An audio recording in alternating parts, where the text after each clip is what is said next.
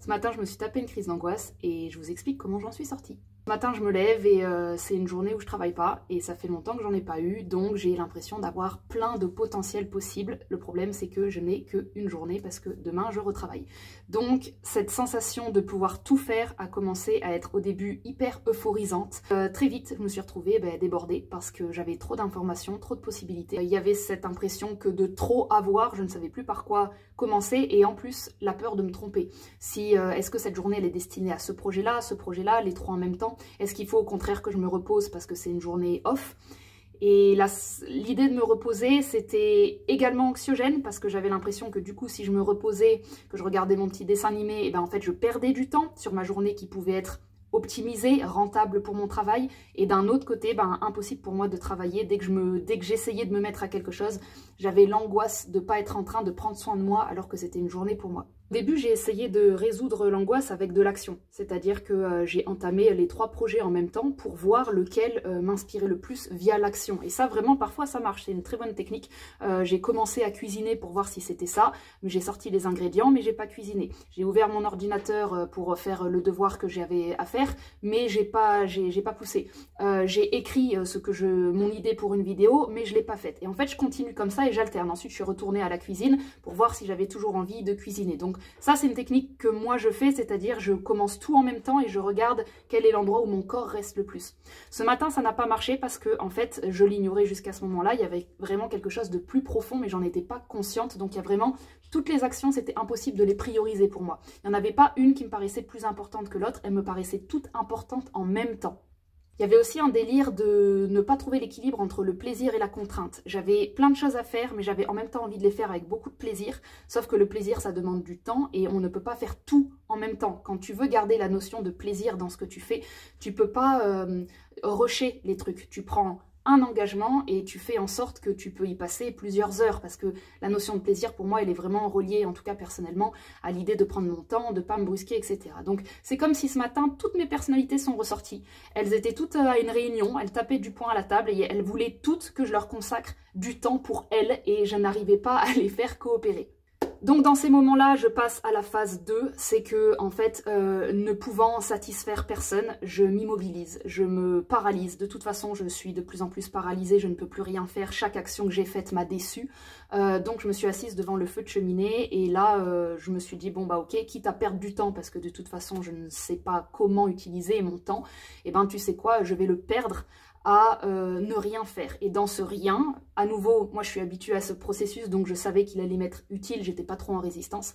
Dans ce rien, des personnes parfois vous dites, oui, il faut méditer et respirer. Dans ces moments-là que moi je vis, méditer et respirer, c'est pas l'unique solution parce que comme on a peur justement déjà de perdre du temps, ne penser à rien ne nous aide pas. Donc moi j'utilise ces moments-là pour justement réfléchir très très fort. Je pousse justement à l'intérieur de cette sensation qu'il faut absolument que tous les gens autour de la table, qui sont toutes mes personnalités, je leur consacre de l'attention à fond pour chacune d'entre elles. Pour ça, moi, il faut que je sois posée. Si je suis en mouvement, c'est comme un parent qui ne peut pas écouter ses enfants. Donc je me suis posée et pour chacune des lignes temporelles que j'avais envie de faire, j'ai commencé à les faire avec la tête. J'ai commencé à vivre ma journée de ok, si je fais ça, et je me suis engagée, je ne pouvais pas m'engager dans la matière, mais je me suis engagée au niveau de l'esprit, je me suis engagée dans chaque ligne temporelle à aller jusqu'au bout du projet, pour sentir en fait ce que ça allait me faire.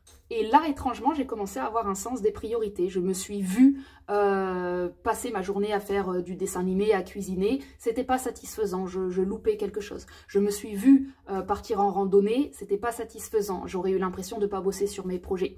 Je me suis vue faire mes projets, c'était pas satisfaisant. J'avais la sensation que j'allais pas prendre assez de plaisir aujourd'hui. Donc j'ai pas eu de solution, mais le simple fait d'avoir pris le temps pour invalider chacune des lignes temporelles, je me suis rendu compte qu'en fait, c'était juste ça qu'elles attendaient. C'était de l'attention, c'était d'être considérée, mais pas forcément d'être actée. Suite à ça, j'ai eu l'intuition de sortir un petit peu dehors, respirer, re-rentrer et de relaisser mon corps. Maintenant que j'avais un peu purgé au niveau de l'esprit, j'ai relaissé mon corps en train de refaire sa danse, c'est-à-dire de se rapprocher de la cuisine, se rapprocher des projets pour voir, mais tout ça c'était mort, ça marchait plus. Par contre, mon corps s'est approché de la musique, donc j'ai commencé à avoir une musique en tête de Céline Dion, donc je l'ai mise. Et parti de là, Spotify, il a enchaîné des musiques assez typiques de mes musiques d'adolescence. Et là, j'ai pleuré. Alors, j'ai pas pleuré beaucoup, mais j'ai même très peu pleuré. C'était plus quelque chose qui était coincé ici au niveau de la poitrine et qui avait besoin de sortir. Donc, en fait, sur quelques musiques un petit peu émo, même sans avoir des images, c'était relié à rien. C'était c'était une purge. C'était un pur nettoyage. Je savais pas ce que je pleurais, je savais juste que la boule que j'avais là, il fallait qu'elle parte. Elle est partie grâce aux larmes, elle est partie grâce à l'émotion.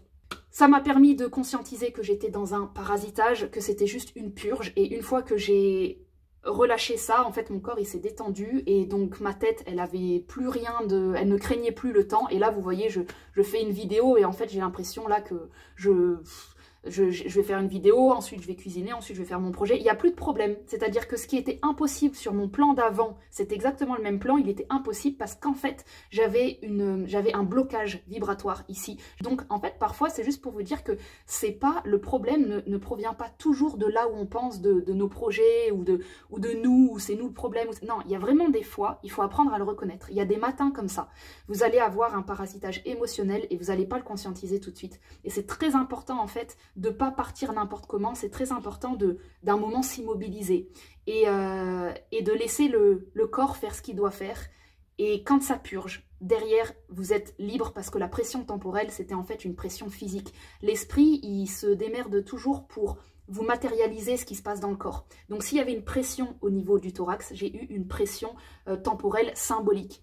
Une fois que ça part au niveau du corps, ça résout l'esprit. J'ai cru d'un coup aujourd'hui que j'étais libre et que j'allais avoir une journée de ouf, et ça c'est de l'idéalisation. Ça c'est mon petit enfant intérieur qui a cru qu'aujourd'hui c'était une journée de vacances et j'ai eu l'impression d'être dans mon passé quand j'étais orthophoniste et qu'il fallait absolument que voilà, j'avais un week-end, comment rentabiliser mon week-end.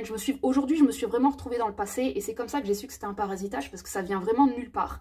Et je me suis retrouvée avec une configuration d'esprit qui était moi quand j'avais 28 ans, 29 ans, que j'étais vraiment au centre de mon burn-out, quand j'étais dans un métier que j'aimais pas. Et ça, ben, parfois c'est collectif. Parfois c'est en fait, on se réveille et le collectif, il est pris d'une... En plus, la première vidéo que j'ai regardée ce matin sur TikTok, c'est un mec qui disait, je l'ai republié d'ailleurs, qui disait, oh là là, vous nous saoulez à critiquer la génération Gen Z, on n'a pas envie de travailler, etc. Donc je vais avoir des synchronicités qui me prouvent que j'étais prise dans un parasitage collectif. Mais je l'ai pris à temps pour m'en sortir et avoir le reste de ma journée tranquille. Voilà, j'espère que ça a pu vous aider. Bisous!